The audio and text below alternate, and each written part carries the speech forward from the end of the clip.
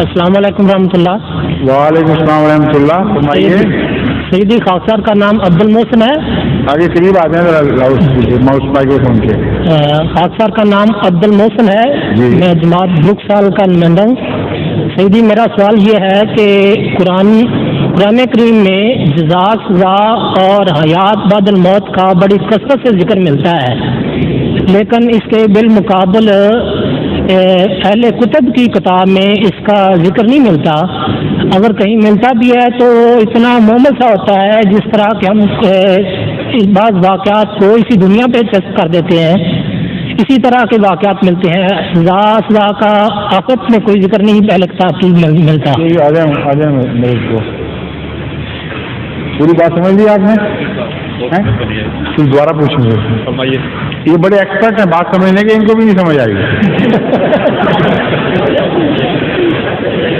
سیدی عرض یہ آپ کا منہ اور طرف ہے، مائکرو فون کا اور طرف ہے. ہاں سیدی عرض یہ کر رہا ہوں. ہاں جی. کہ قرآن کریم میں جزا سزا اور قیامت کا اور حیات البعد الموت کا بہت کثرت سے ذکر ملتا ہے. ٹھیک ہے. لیکن اہل کتب کی کتاب میں اس کا ذکر نہیں ملتا. اگر کہیں ملتا بھی ہے تو وہ اس طرح کا ذکر ہوتا ہے جس طرح بعض قیامت کے واقعات کو ہم اسی دنیا میں منتقل کر دیتے ہیں. اس کی کیا وجہ ہے؟ اور دوسرا دوسرا حصہ اس سوال کا یہ ہے کہ اگر ایک شخص حیات بعد الموت کا قائل ہی نہیں تو اس کو کیا دلائل دیے جا سکتے ہیں؟ قرآن کریم میں حیات بعد الموت کا جو ذکر فرمایا ہے اور قیامت وغیرہ کا، اس کی بہت اہم وجہ یہ ہے کہ اگر انسان جواب طلبی سے آزاد ہو تو اس کی اصلاح کا کوئی امکان باقی نہیں رہتا. اگر ایک مجرم کو یقین ہو کہ جو کچھ اس نے کرنا ہے کر لے گا اور اس کا کوئی حساب کتاب نہیں ہوگا، اگر یہ ہو تو ساری دنیا جرائم سے بھر جائے.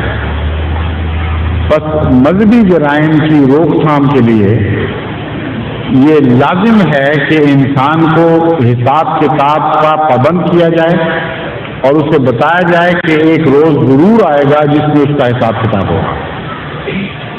اور اس کے نتیجے میں انسان اپنے حیات بعد الموت کے حساب کتاب سے ڈر کر اس دنیا میں تقوی کی زندگی بسر کرتا ہے. بس جتنا حیات بعد الموت پر یقین ہو اتنا ہی انسان زیادہ بچ کر زندگی گزارتا ہے اور خدا کے احکام کے تابع رہتا ہے. جن قوموں سے یہ یقین اٹھ جائے وہ مادر کی طرح آزاد ہو جاتی ہیں، ان کی اخلاقی قدریں تباہ ہو جاتی ہیں، ان کی اخلاق کی کوئی ضمانت نہیں دی جا سکتی. یہ وجہ ہے کہ قرآن کریم نے ان چیزوں پر بہت زور دیا ہے. جہاں تک مفسرین کا یا جمہور علماء کا تعلق ہے، سابقہ سے مجھے بحث نہیں، لیکن حضرت مسیح موعود علیہ السلام نے اس مضمون پر اتنا زور دیا ہے کہ آپ حیران ہو جائیں گے پڑھ کر کہ کس طرح بار بار ہمیں بتایا ہے کہ موت کو یاد کرو، اس کے بغیر تمہاری اصلاح نہیں ہو سکتی.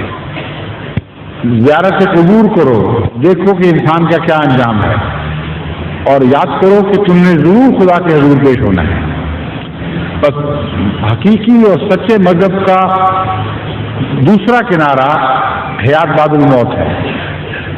آغاز اس دنیا سے شروع ہوتا ہے لیکن انجام اس دنیا سے پرے جو بھی انسان کا وجود ہوگا یا زندگی کی جو شکل ہوگی اس پر ختم ہوتا ہے. بس یہ نہایت ضروری بات ہے جس پر ایمان کے بغیر انسان کی زندگی سدھر نہیں سکتی. دوسرا پہلو آپ کے سوال کا کیا تھا؟ سوال یہی تھا کہ حضور عیسائیت میں اس کا ذکر کیوں نہیں ہے؟ عیسائیت میں ہے ذکر.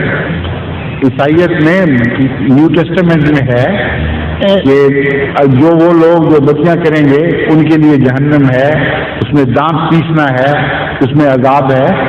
یہ ساری باتیں موجود ہیں، لیکن اس کی اتنی تکرار نہیں پائی جاتی جتنی قرآن کریم میں ہے، کیونکہ قرآن کریم سب سے زیادہ ڈیولپڈ مذہب ہے.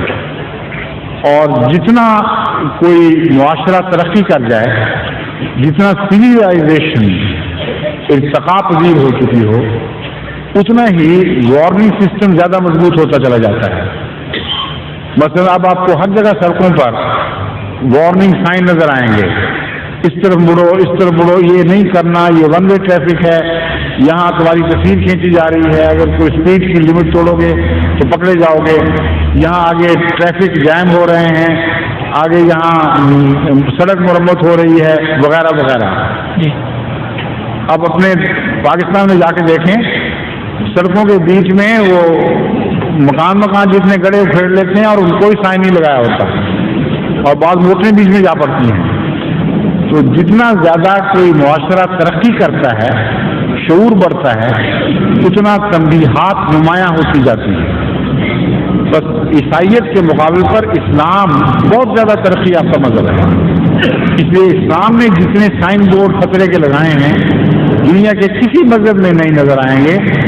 بلکہ میرا یہ تاثر ہے مطالعہ کے بعد کہ ساری دنیا میں جتنی وارننگ مذاہب نے دی ہیں اس سے زیادہ قرآن کریم اور سنت میں آپ کو وارننگ ملے گی.